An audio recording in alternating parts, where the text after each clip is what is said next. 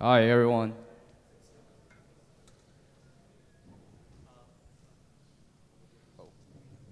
So I'm Louis Liu, founder and CEO of Mrs. Capital.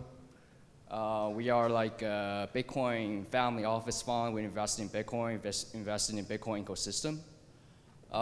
And my topic today is Bitcoin is generational wealth. So I'm going to show you a small film that I made with Swan Bitcoin, MicroStrategy, and Bitcoin Magazine. I will show you the first 6 minutes, try to guide you through what happened when there's a breach in trust in a banking system.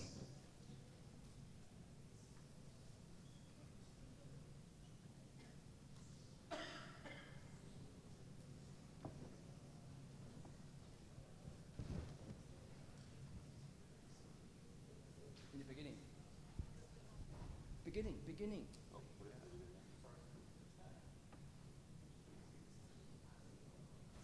I would short it if there was an easy way to do it. I think it's a scumball activity. Bitcoin is the most superior monetary technology that has ever existed. It's one of the crazier speculative things.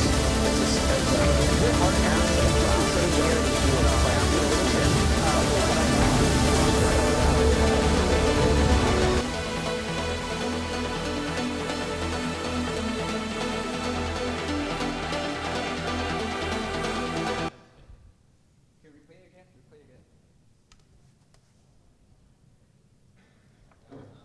Sorry, it's a technical issue. I would short it if there was an easy way to do it. I think it's a scumball activity. Bitcoin is the most superior monetary technology that has ever existed. It's one of the crazier speculative things.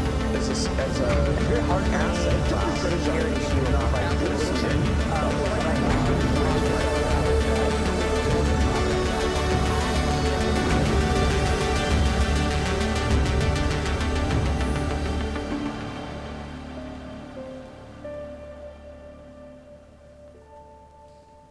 Bitcoin's hope.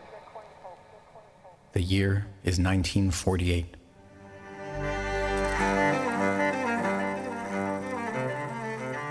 The world is in turmoil. There has been global devastation. Untold numbers of families from Europe, China, Russia, and elsewhere have lost nearly everything. Their factories, their real estate, their stores, their farms, their gold, their art, everything but their very lives. They escape, penniless to new lands. Amidst all this wreckage, with millions dead from World War II, there remain many millions more who must rebuild everything from the rubble. Yet, despite the turmoil, there is hope. There is the unceasing human spirit of creation. The survivors, our story's families, begin to rebuild. They teach their children this history. They warn of the dangers of tyrants that rise in the shadow of the collapse of money and property rights. But issuing warnings is all they can do. They have no defense against the return of tyranny and monetary debasement, should it happen again.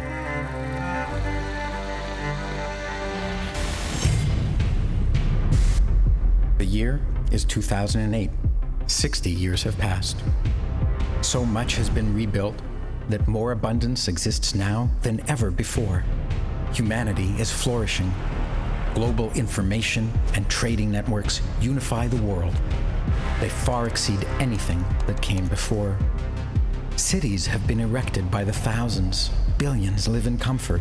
Art was preserved and restored. Entrepreneurship is thriving. But not all is well. Our families observe the early signs of collapse, once again rising to cast their dark shadows. Banks suddenly fail across the globe. Governments step in to protect them. They utilize cheap debt and money printing. It comes at a cost. That cost is the principle of fairness. Once they start to drink from this chalice of easy money, governments and those who benefit cannot stop themselves from gorging upon it. They help themselves to hundreds of billions of dollars of unearned wealth. It is a looting that far exceeds any that came before. Meanwhile, quietly, in the dark and nearly deserted recesses of the information network that now spans the Earth, a sole engineer toils to combine cryptographic functions and peer-to-peer technologies to invent something new, something which he hopes might someday serve as money that can never be looted or corrupted by governments, tyrants, thieves, or fools. The year is 2021. A cycle that leads to tyranny and war appears to be repeating. Money is debased, governments take control of industries through mandates and decrees. International disputes upset a fragile balance where some nations became dependent on others for their necessities. A tyranny has become the largest exporter in the world. People are easily frightened into hysteria. Even within nations, divisiveness has reached record levels, even within families. There is a battle, but it is not a military conflict. It is not fought between nations. It is an undeclared war.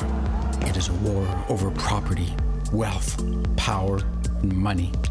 It is a war between this story's families who seek freedom and those who seek easy rewards at others' expense. Freedom requires living with the consequences of the actions one takes. Freedom requires risk-taking, setbacks, losses, and failures before achieving success. Freedom's opponents seek to avoid this work. They demand results without doing the needed work. This does not work. Every time this path is taken, it leads to tyranny. It is a dead end. Literally, it ends in death. Yet freedom's enemies now possess power in every nation on Earth. They meddle in every industry. They promise to fix everything if everyone just obeys their orders. They demonize the disobedient and blame them for the world's problems. Once again, the world is in turmoil. Meanwhile, in relative obscurity, the something that was invented by that sole engineer and released into the world in 2009 is taking root and growing. Its mysterious maker has disappeared. This was part of his design. It is taking on a life of its own. Many families now see it as a source of shelter and protection from the turmoil they see happening around them. They are now using it to protect their wealth, their property, and freedom.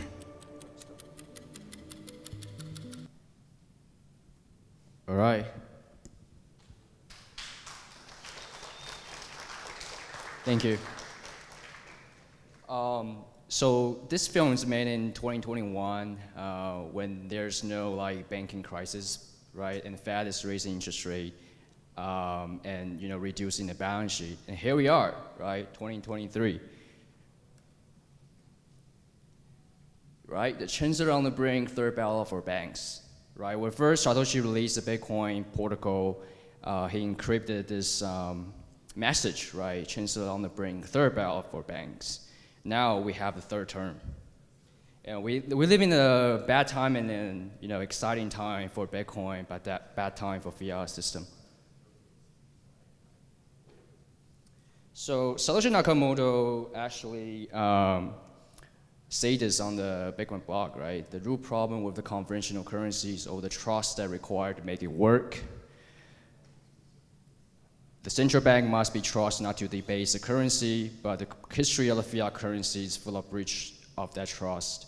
Bank must be trusted to hold our money and transfer it electronically, but then let it out in waves of credit bubbles with barely a fraction in the reserve.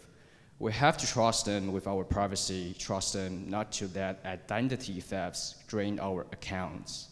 Well, that's basically what happened, in the past weeks, right? There's no reserve in the banks, and the Federal Reserve right now expects stopping every deposit that every citizen has. So this is what happened, right? Okay. So what happened in the past couple months is kind of like staggering, it's kind of like catastrophic for the banking system. So start with the Silvergate shutdown, and then Silicon Valley Bank, 200 billion plus balance sheet, got taken control by FDIC. It crashed. And the First Republic's barely hanging there, right? And also the Signature Bank gets shut down by regulator, and the Credit Suisse collapsed, bailed out by the Swiss government, and UBS taking over. So it's quite, it happens very fast, right? So this is a chart of every single bank that have failed in the past couple of weeks. We have SVB, Silicon Valley Bank, Silvergate Capital, Signature, Credit Suisse, First Trust, and who knows what's the next bank to fail. But those charts looks like shitcoins, right? Just barely surviving and crashed to zero. And a little bit background of why all this stuff happens. Basically, we're gonna blame to the central bank because they increased the monetary supply during the COVID crisis, right, by 4.2 trillion.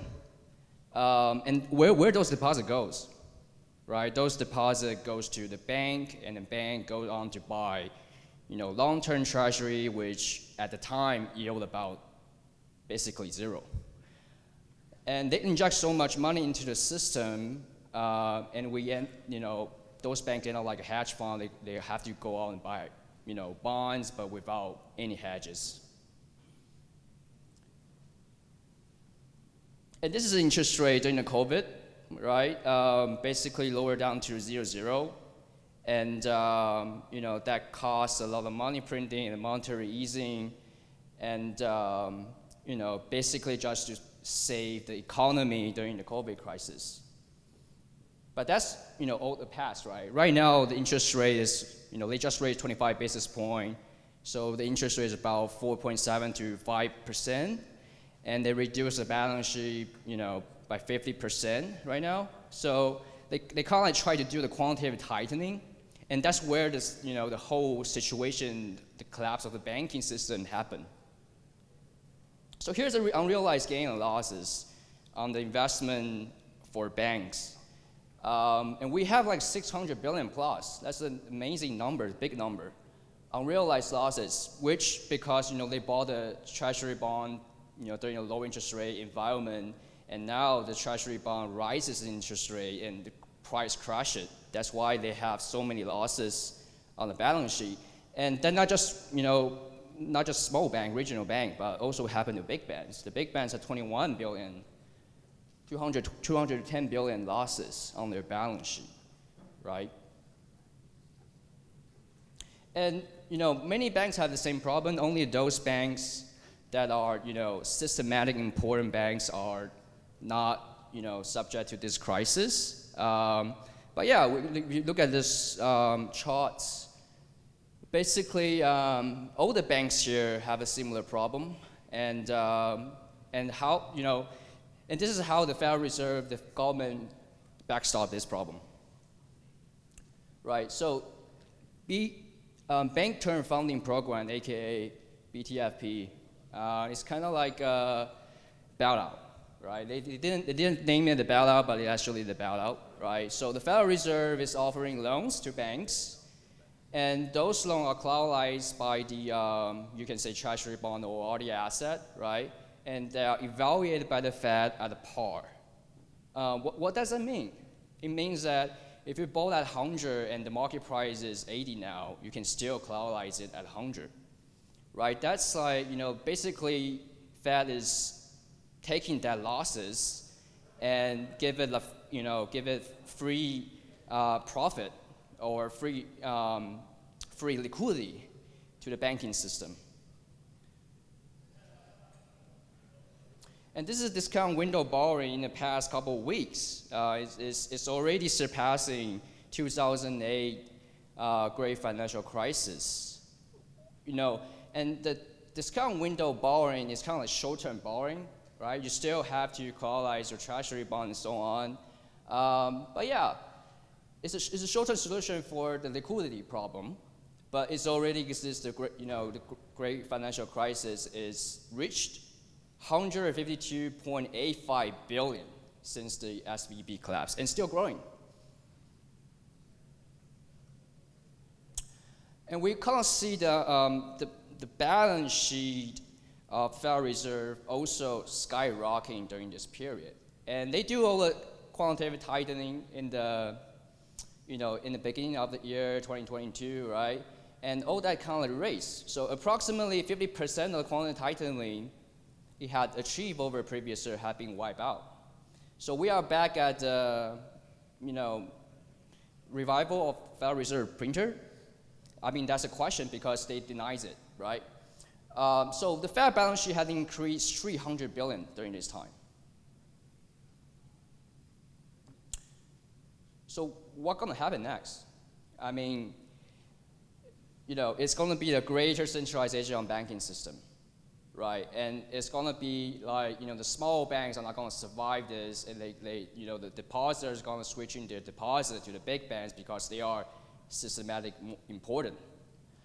And also in the response of the banking crisis, the Fed, might introduce more easing, more monetary tool to kind of like stop the bleeding, right?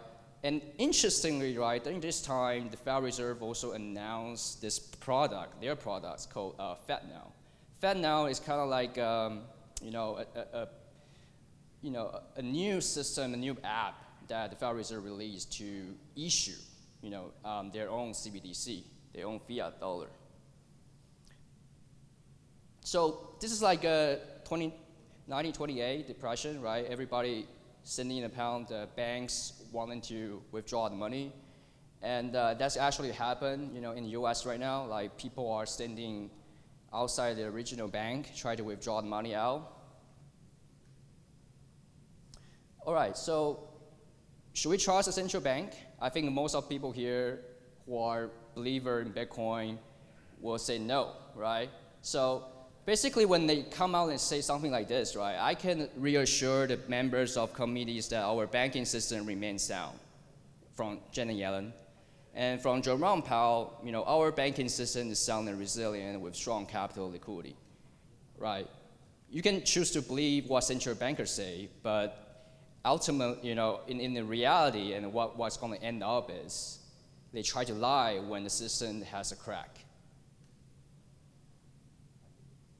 So this is a moment that, many Bitcoin believers, not like we wish this stuff happened, right? But it's kind of like we are seeing this happen. And this is a come to Jesus moment for Bitcoin, right? Bitcoin is kind of like there's no counterparty risk. It's 21 million hard cap, and it's outside of the the fiat banking system. So I'm going to dive into some of the characteristic property of the Bitcoin, which many of you might know already. So Bitcoin is the exit, right? It's the exit out of this fiat madness. And it's a hedge against the traditional financial system. It's a better store of value because it's a cap at 21 million, and the monetary policy, nobody can change it. And it's also the diversification for traditional asset manager into, into Bitcoin. So I'm not saying that the diversification into crypto, checkcoin, but you can buy a house, you buy real estate, you can buy Bitcoin, right? And also decentralization. Bitcoin's the most decentralized monetary network out there, right? And there's no second best. And with that decentralization, it protects your money, protects your property, protects your money stored in the Bitcoin network. NGU, I mean, this is a meme, but it means number go up. Why number go up? Because Bitcoin's cap at 21 million is you cannot produce more. Let's say I wanted to, it's different than gold, right? If gold price go to 3,000, more gold miners going to mine more gold. But Bitcoin, if Bitcoin goes to 100K, there's still 6.25 Bitcoin per block. It's not increasing anymore, and they have every 4 years. Global accessibility. So we are here in Vietnam, right? So Vietnam, we have Bitcoin VN support on-ramp, off-ramp of the Bitcoin. Basically prove that Bitcoin is globally acceptable. If you go to US, go to anywhere, right? You can buy, sell Bitcoin locally. So it's very accessible worldwide.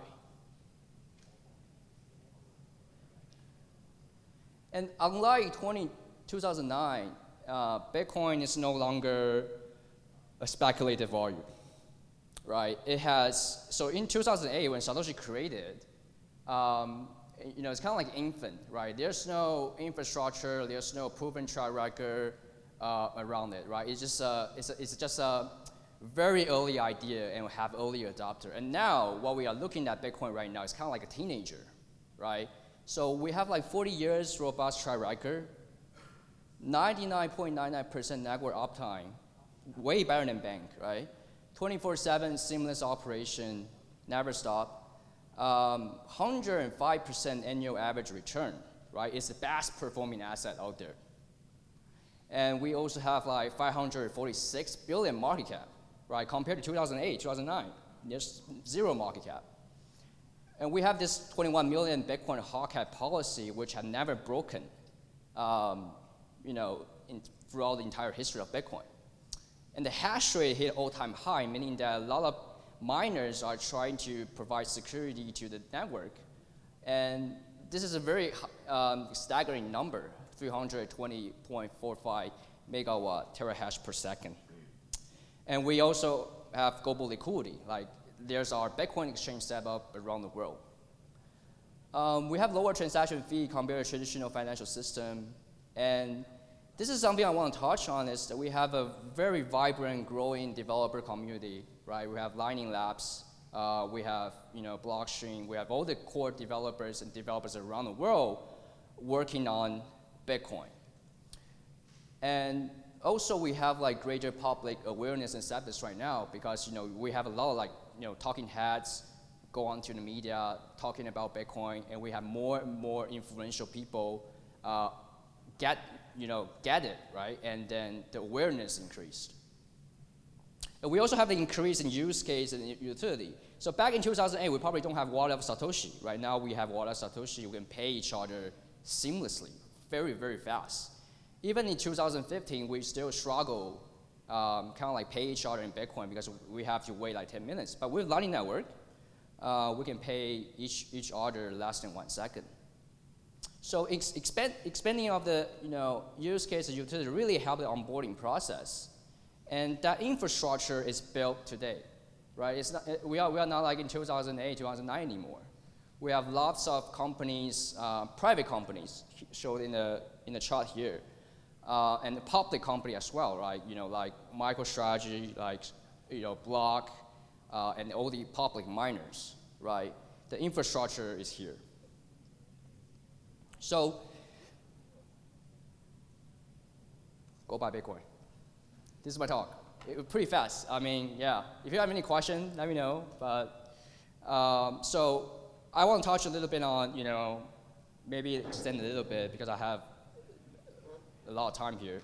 So probably all of you know that there's a famous Balaji bet right now, like Bitcoin is going to 1 million in 90 days, right? He's like waking up to the Bitcoin maximalism. Like I remember the first time I understand Bitcoin, and I wake up the next day just formal buying it. Why? Because once you understand it, you're not going back, right? You feel like this is the only solution to exit out of the banking system, and it's quite reasonable for Balaji to take that mindset and put it in the terms of a time frame.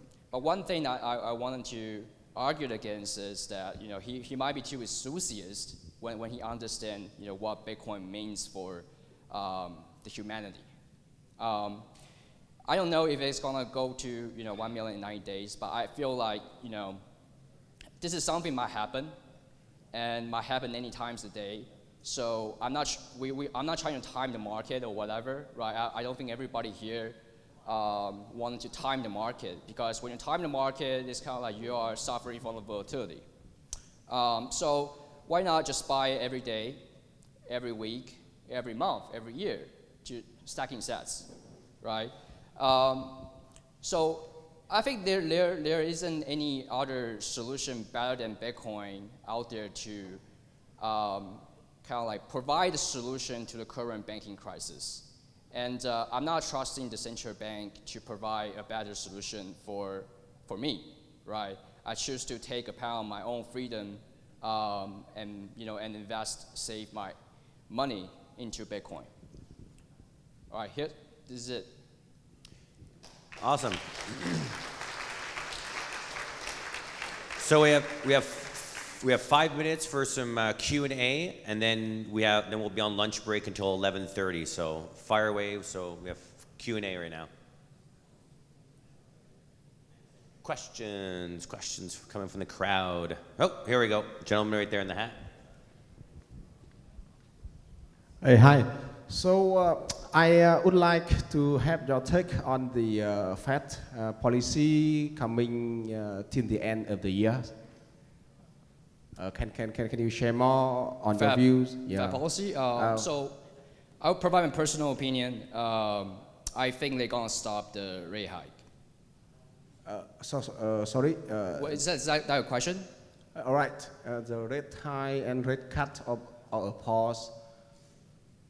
I think pause. I don't think they're gonna. I don't know. I mean, I don't want to predict Federal Reserve action. I just want to say that the central bank need to react to the current banking crisis as this thing getting even worse. So they could cut the rates anytime as this thing escalated, and we are kind of like seeing the crack here. And things are not going well in the banking system, even with the new program they launched. I still see the discount rate window increasing, right? I still see the Fed balance sheet increasing. Banks are borrowing money, and the nice thing with this new program is they don't release the name, so you don't know who is borrowing behind it. That's crazy, right? Right? It's anonymity in that borrowing, pretty Bitcoin-like. Yeah. So I don't know. I feel like they would act, according to the situation. It's very possible they pause, they cut, or they even increase it, right? But the main problem now is, will they choose to, stop the inflation, get the inflation to low, or they want to help the banking system out, right? I think that's a tough choice for the Fed. Okay. Thank you. Yep. Time for one more question. Going once. Going twice. And wrapping it up. Big round of applause, everybody. Thank you.